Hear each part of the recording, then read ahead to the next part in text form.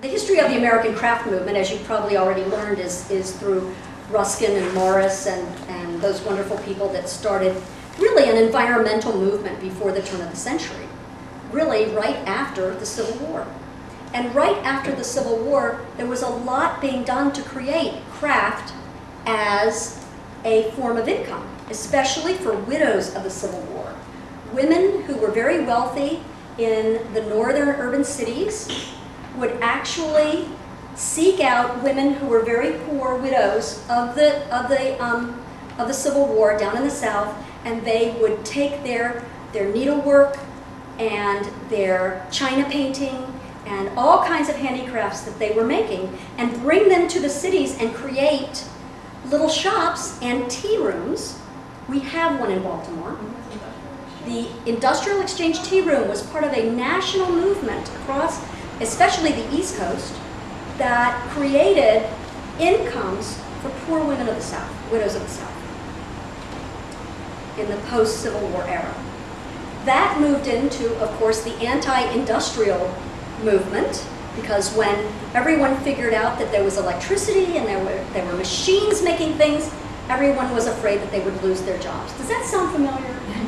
The history of wholesaling really started after the Second World War, when veterans were coming back from the war, and some of them didn't want to take accounting or law or medicine or school teaching or whatever, and instead they got free college, so they went to school and they took art classes.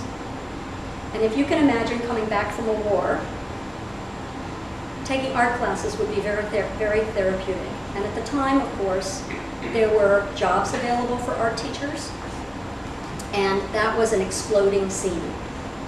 So graduates of art schools began to either open galleries or start their own studios where they would service other galleries.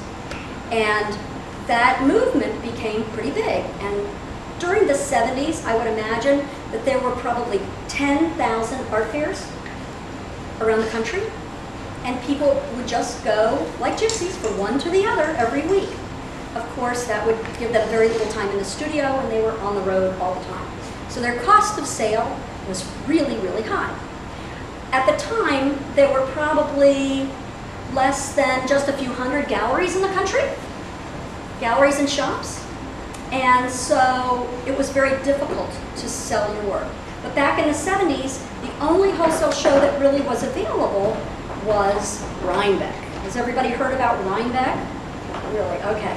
Well, at Rhinebeck, the show would open at 10 o'clock in the morning, and by 11:30, every artist in the show would have their entire production year planned out. Their year was over.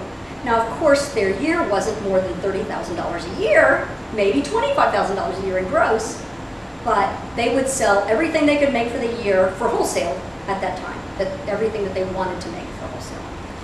And basically, the wholesale portion of the show would be over before 2 o'clock. And you would see many, many booths with sold out for the year. Come back and see me next year, or leave a card. So in the 80s, things began to change. There were 20,000 retail fairs, and there were about 4 wholesale shows. And there were maybe 600 to 800 stores that were exclusively American craft now.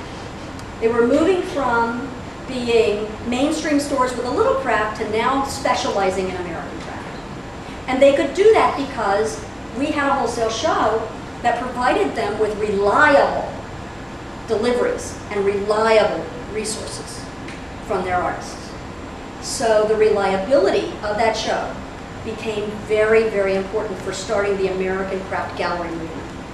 And today, in the 1990s, there were probably 30,000 shows, art fairs, and 6 wholesale shows, and maybe 2,000 to 3,000 stores that were primarily American craft.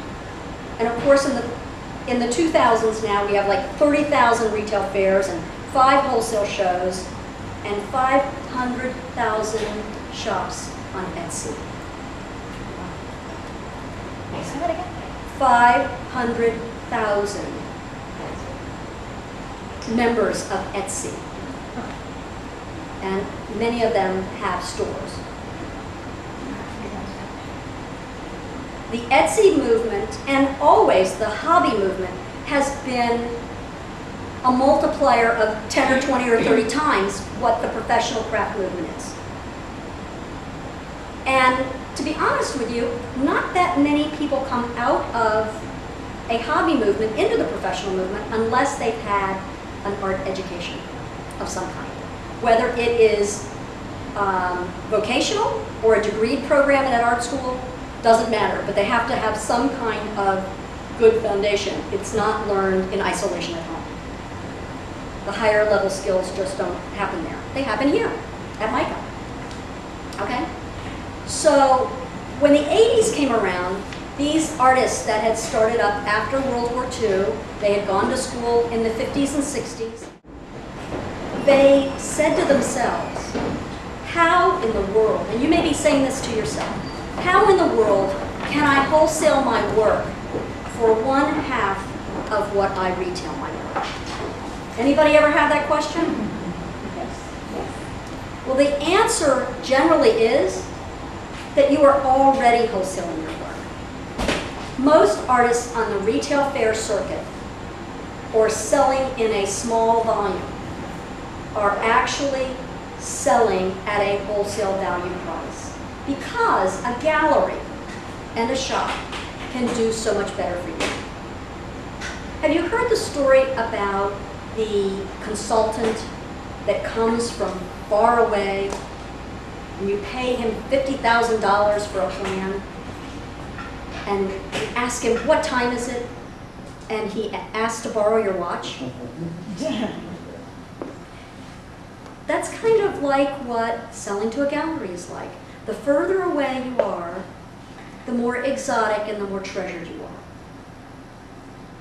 For years, for decades, I've been trying to get tribal artists to come from the Southwest to the Northeast.